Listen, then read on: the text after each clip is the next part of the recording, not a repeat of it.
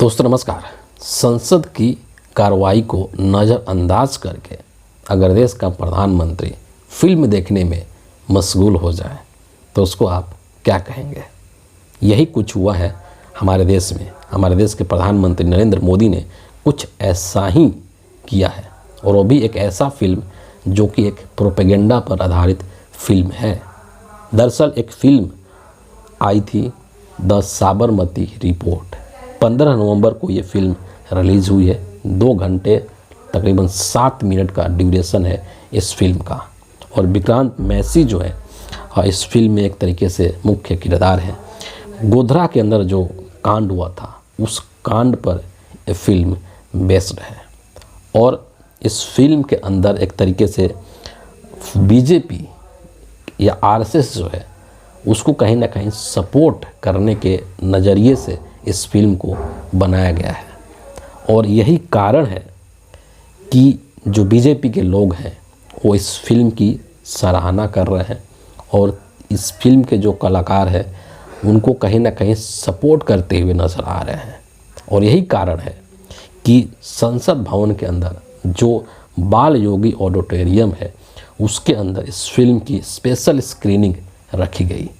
और उसको देखने के लिए नरेंद्र मोदी प्रधानमंत्री सहित जो गृह मंत्री हैं अमित शाह, राजनाथ सिंह सहित तमाम जो एनडीए के और सहयोगी दल के नेता हैं, कैबिनेट मंत्री हैं, उन सभी लोगों ने इस फिल्म को देखा।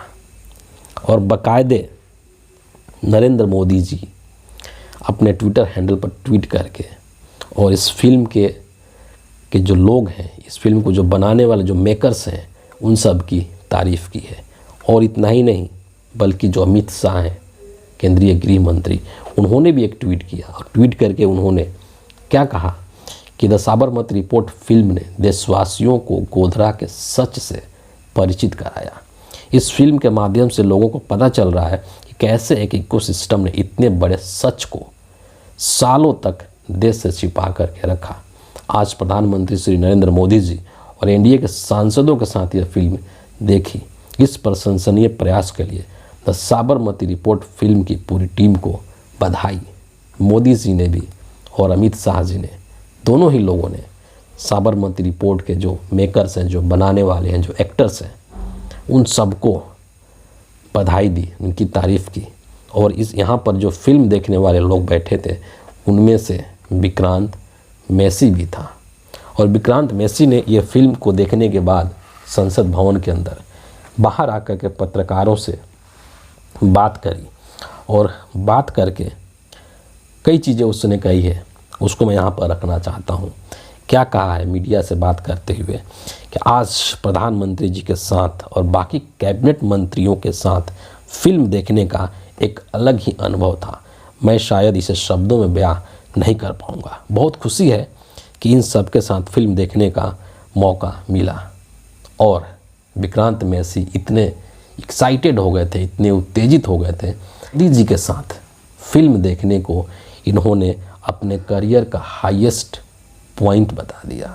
और ये मेरे ख्याल से पर्सनली अगर आप मुझसे पूछें तो मेरी लाइफ का सबसे हाईएस्ट पॉइंट है मेरे करियर में, माननीय प्रधानमंत्री जी के साथ बैठ के फिल्म देखना। Thank you so much.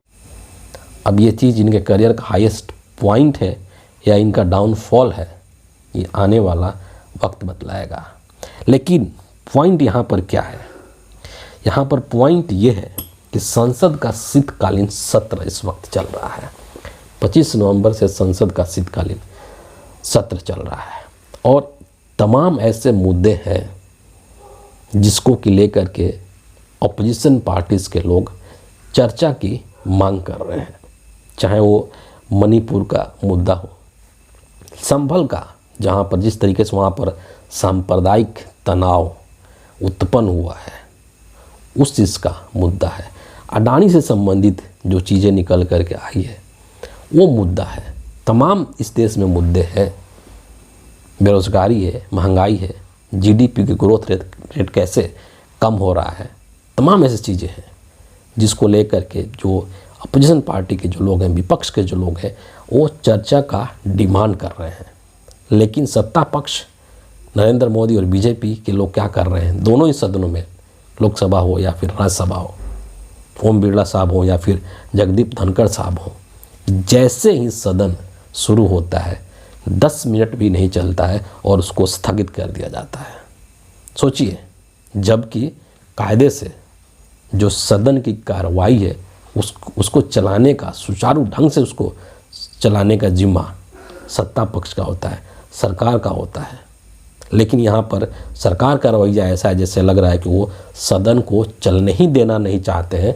क्यों? क्योंकि सदन जब चलेगा तो विपक्ष इन सब चीज़ों के ऊपर चर्चा का मांग करेंगे, विपक्ष के लोग, और फिर चर्चा करना पड़ेगा, उनके सवालों का जवाब देना पड़ेगा बीजेपी के लोगों को, जो कि ये नहीं चाहते हैं।